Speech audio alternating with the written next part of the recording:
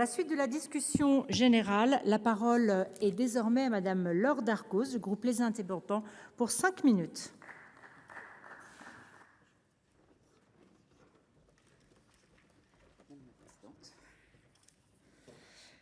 Madame la présidente, madame la ministre, mes chers collègues, le suicide est l'une des premières causes de mortalité chez les 15-24 ans.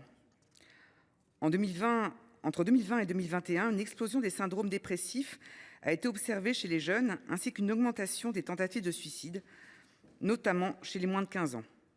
Nous ne pouvons pas accepter que des personnes à l'aube de leur vie en arrivent à perdre à ce point toute confiance en l'avenir. Bien sûr, la crise sanitaire a eu un impact désastreux sur l'équilibre psychologique des jeunes et ses conséquences sont encore bien réelles aujourd'hui, avec la multiplication des addictions liées au manque de perspective, au stress et au désespoir. Cependant, il serait imprudent de justifier les difficultés de la jeunesse par la seule persistance des effets des confinements successifs et de la désocialisation qui en est résultée. Les causes de la dégradation de leur état de santé psychique sont multiples, complexes et s'enchevêtrent parfois.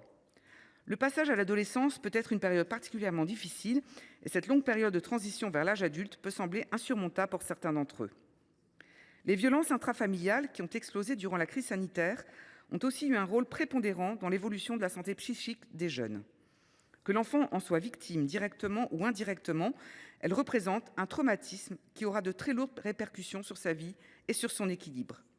C'est un sujet qui me tient à cœur et sur lequel j'avais eu l'occasion de travailler dans le cadre d'un rapport d'information réalisé par la délégation aux droits des femmes.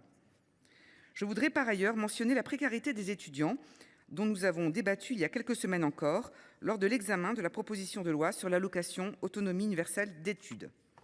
Le nombre croissant et alarmant d'étudiants ayant recours à l'aide alimentaire ne peut nous laisser indifférents. La précarité, qui mène souvent à l'isolement, est un facteur indéniable de troubles psychologiques.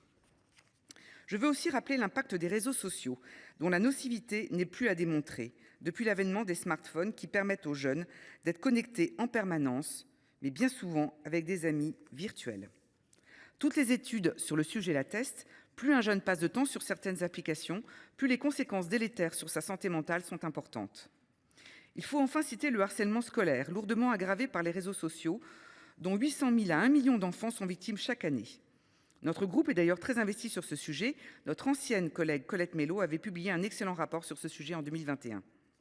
J'espère que la ministre de l'Éducation nationale, nouvellement nommée, saura aussi poursuivre ce combat prioritaire afin que nous n'ayons plus à déplorer de suicides liés au harcèlement scolaire qui sont des drames épouvantables. L'école a un rôle majeur à jouer dans la détection des altérations de la santé mentale chez les jeunes. Plus les troubles sont détectés tôt, plus les chances de guérison augmentent. Cependant, la médecine scolaire est en très grande difficulté. Le nombre de médecins scolaires a baissé de 20% en 10 ans et seuls 20% des élèves ont eu accès à la visite médicale obligatoire de la 6e année, selon un récent rapport d'information de l'Assemblée nationale. La détection des troubles relatifs à la santé mentale n'est pas à la hauteur des enjeux et le risque est qu'un certain nombre d'enfants et d'adolescents ayant échappé aux actions de prévention se retrouvent dans un parcours de soins psychiatriques quelques années plus tard. Le gouvernement nous explique que les moyens ne manquent pas, que les postes existent, mais ne sont pas pourvus avec un taux de couverture d'à peine 50%. Cependant, derrière un problème d'attractivité se cache toujours une question de revalorisation de la fonction, même s'il faut admettre que le manque de médecins concerne effectivement la majeure partie du territoire et pas seulement la santé scolaire. Nous devons malheureusement faire le même constat pour la psychiatrie des enfants et des adolescents, dont la situation est particulièrement alarmante. Chaque année, dans son rapport, le Défenseur des droits dénonce l'insuffisance du nombre de places, avec des enfants qui se retrouvent parfois hospitalisés avec des adultes et dans les mêmes conditions que ces derniers, et ce, quand ils parviennent à être hospitalisés. L'Essonne n'est pas épargnée par la désertification médicale. Le manque de personnel en secteur psychiatrique est criant, comme me l'a confirmé le chef du pôle psychiatrique du groupe hospitalier Nord-Essonne. Allouer des moyens supplémentaires à la prise en charge au long cours des jeunes est indispensable. Cela passe par le recrutement de médecins, y compris étrangers, d'infirmières formées en psychiatrie et de psychologues, mais aussi par la nécessité de favoriser l'internat dans la discipline et de rendre le métier plus attractif. En un mot, redonner du sens. La prise en charge en psychiatrie infanto-juvénile est également une des missions de l'établissement public de santé Barthélemy-Durand en Essonne. Celui-ci offre un ensemble de structures de soins réparties territorialement, permettant d'articuler actions de prévention et actes de soins au plus près de l'environnement familial et social des personnes. Pour conclure, je voudrais rappeler que nos jeunes méritent que l'on traite les causes autant que leurs symptômes. La santé mentale reste le parent pauvre de notre politique de santé et les nombreux rapports sénatoriaux, notamment celui de notre collègue Alain Milon, sur le sujet n'ont guère été suivis d'effet.